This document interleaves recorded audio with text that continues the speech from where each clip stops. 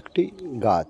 এই গাছটি বন্ধুরা, এই গাছটি মোসাম্বি লেবুর গাছ। তো বন্ধুরা দেখুন কেমন মোসাম্বি লেবু ধরেছে।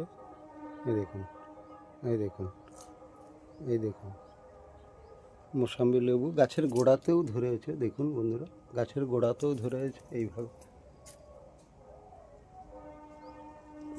আপনারাও মোসাম্বি লেবুর গাছ লাগান, দেখবেন কিভাবে ফল হয়।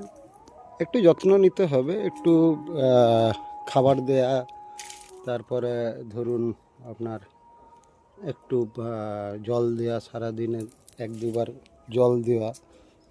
তো এইভাবে গাছটাকে যদি একটু পরিচর্যা করা যায়, দেখুন বন্ধু কত বড় হয়ে গেছে মোসাম্বি।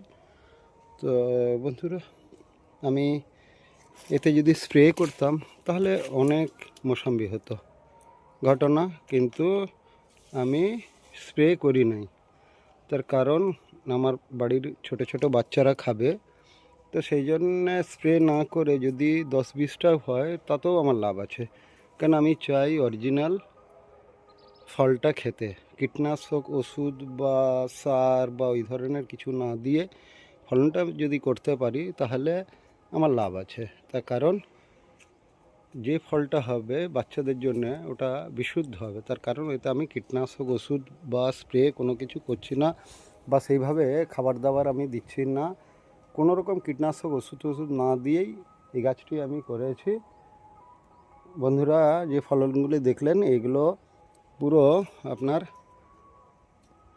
রাসায়নিক কোনো কিছু না দিয়ে জৈব সার এবং গাছে যত্ন করে এইভাবেই ফলটি এসছে। ধন্যবাদ বন্ধুরা, সবাই ভালো থাকুন।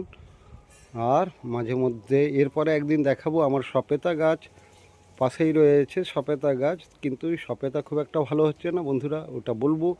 যদি সপেতা ফলন ভালো হয় তার জন্য কি করতে হবে যদি আপনারা কেউ জেনে থাকেন।